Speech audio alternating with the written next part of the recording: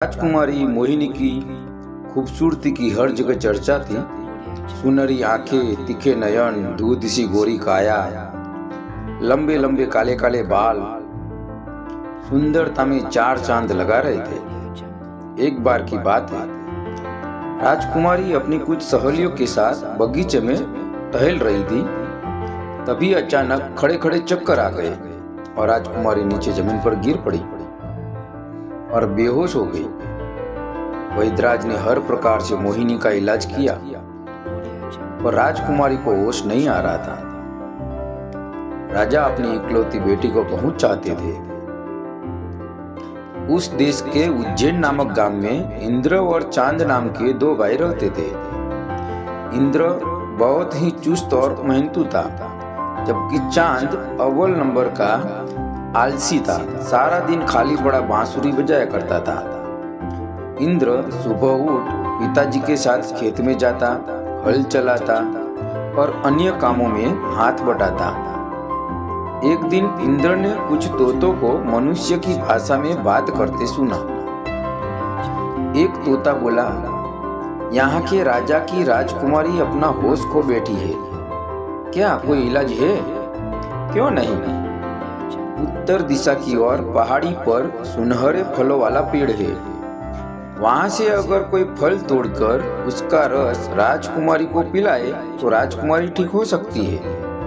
तोते ने कहा, ढालू पहाड़ी से ऊपर जाना तो बहुत कठिन काम है, उससे फिसल कर तो कोई बच ही नहीं सकता। इंद्र ने घर आकर सारी बात चांद को बताई तो चांद जिद करने लगा कि वह फल में लाऊंगा और राजा से बहुत सारे हीरे जवाहरात लेकर आराम से बांसुरी बजाऊंगा।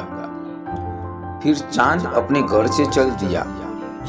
रास्ते में खाने के लिए खाना और पानी भी साथ ले लिया। चांद अपनी बांसुरी बजाता पहाड़ी की ओर चल दिया। पहाड़ी की तलहटी में उसे एक बुढ़िया मिली। वह बोली, मैं बहुत भूखी हूँ, कुछ खाने को दे दो। चांद बोला, हट बुढ़िया, खाना तू दे दिया तो मैं क्या खाऊंगा, मैं जरूरी काम से जा रहा हूँ। कहकर चांद आगे चल दिया। पर पहाड़ी के ढलान पर पहुंचते ही चांद का पांव फिसल गया और वो नीचे गिरकर मर गया। कई दिन इंतजार करने के पश्चात इंद्र भी घर से चला। उसको माँ ने खाना व पानी दिया। उसको भी रास्ते में वही बुढ़िया मिली। बुढ़िया के भोजन मांगने पर इंद्र ने आधा भोजन बुढ़िया को दे दिया और आगे चल दिया। इंद्र जब ढलान पर पहुंचा तो उसका भी पांव थोड़ा थोड़ा फिसला। वह घास पकड़ पकड़ कर चढ़ रहा था।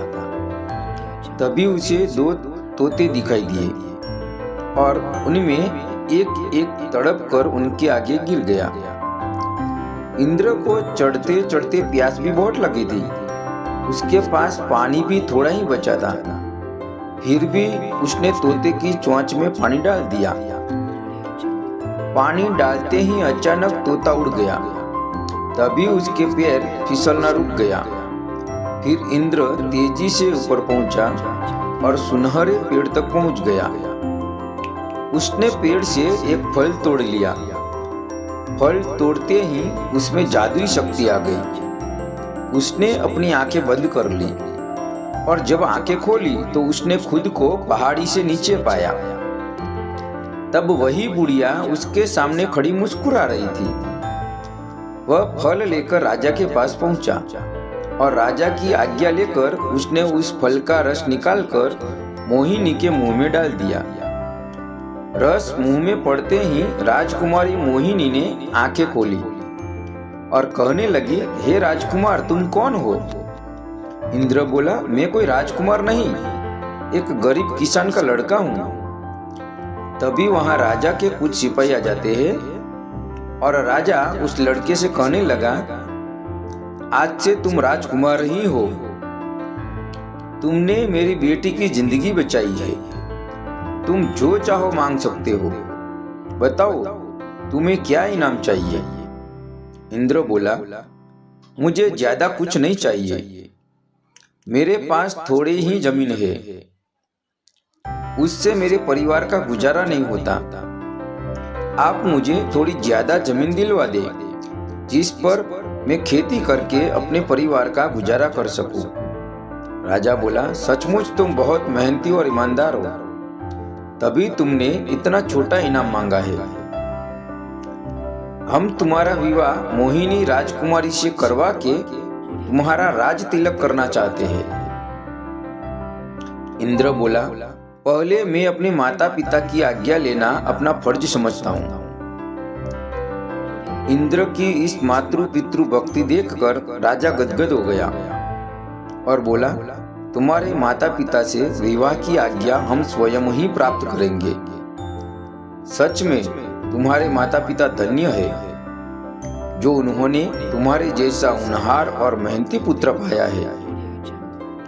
फिर राजा ने इंद्र के माता पिता की आज्ञा से इंद्र और मोहिनी का विवाह कर दिया और उसके पिता को बड़ा सा मकान और खेती के लिए जमीन और ढेर सारा धन दिया। इंद्र राजकुमारी के साथ महल में और उसके माता पिता बड़े से वैभवशाली मकान में सुखपूर्वक रहने लगे।